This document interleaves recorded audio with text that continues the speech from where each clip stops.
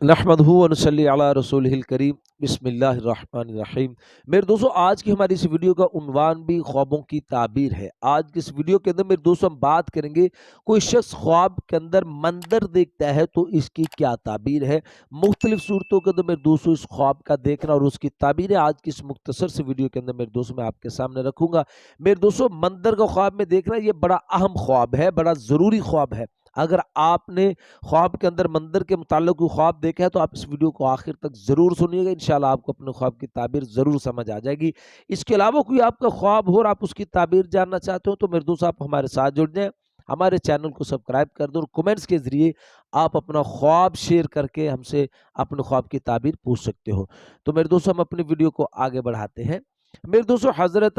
امام جعفر صادق رحمۃ اللہ علیہ ارشاد فرماتے ہیں کہ خواب کے اندر مندر کا دیکھنا نیک آدمی کے لیے یہ خیر اور نیکی پر دلیل ہے، اور برے مفسد آدمی کے لیے خواب کے اندر مندر کا دیکھنا یہ شر اور فساد پر دلیل ہے۔ میرے دوستو، حضرت امام ابن سیرین رحمۃ اللہ علیہ ارشاد فرماتے ہیں کہ کوئی شخص اگر خواب کے اندر دیکھتا ہے کہ وہ مندر میں بیٹھا ہے اور قبلہ کی طرف منہ کر کے اس نے نماز پڑھی ہے،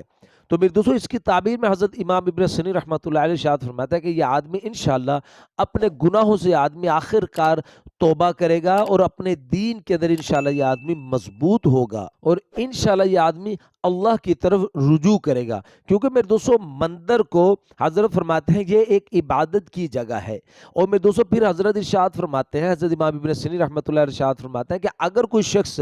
یعنی خواب کے اندر مندر میں یہودیوں کے قبلہ کی طرف منہ کر کے نماز پڑھتے ہوئے خود کو دیکھتا ہے تو پھر اس کی تعبیر کے اندر حضرت امام ابن سیرین رحمۃ اللہ علیہ ارشاد فرماتے ہیں کہ یہ آدمی خواب دیکھنے والا یہودیوں سے محبت رکھنے والا ہے۔ میرے دوستو، حضرت امام جعفر صادق رحمۃ اللہ علیہ ارشاد فرماتے ہیں کہ اگر کوئی شخص خواب کے اندر دیکھتا ہے کہ وہ مندر گیا ہے اور اس نے مندر کے اندر اپنی رہائش بنا لی ہے، مندر کے اندر اس نے رہنا اپنا طے کر لیا ہے، تو پھر اس کی تعبیر کے اندر میرے دوستو حضرت امام جعفر صادق رحمۃ اللہ علیہ ارشاد فرماتے ہیں کہ اگر یہ خواب دیکھنے والا آدمی نیک ہے، صالح آدمی ہے، تو پھر یہ آدمی مفسد ہو جائے گا، یعنی برا ہو جائے گا، اس کے حالات بدل جائیں گے۔ میرے دوستو حضرت ابراہیم کرمانی رحمۃ اللہ علیہ ارشاد فرماتے ہیں کہ کوئی شخص اگر خواب کے اندر خود کو اپنے آپ کو مندر میں دیکھتا ہے